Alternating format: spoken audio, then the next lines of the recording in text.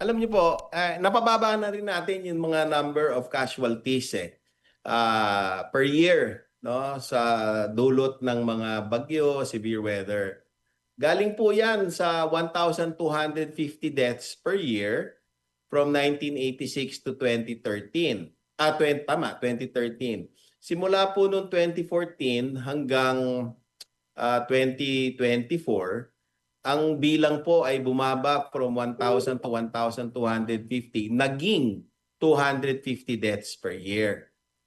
Meron tayong nagawa, no? So siguro collective efforts to, gumamit tayo ng mga siyensya. Pero ito na naman, bumalik na naman at mukhang Mm. nakakalimot na naman tayo, no? At napuna din namin simula nung 2017, 2018, meron na rin tayo. Dati kasi nagsi-zero casualties Tama. tayo, no? Zero casualties, ibig sabihin nun, merong mga patay, namamatay sa mga iba't ibang lugar, no? Iba't ibang probinsya, hindi doon sa parehong barangay. Mm.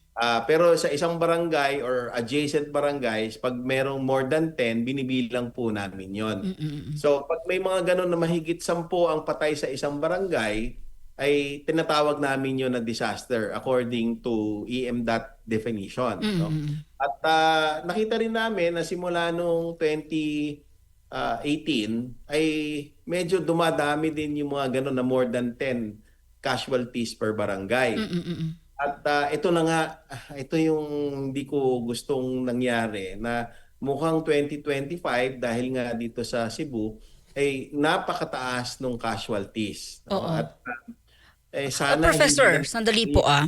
So, ang taas ng casualties, ang daming namatay, missing, daming nasira. Ano to?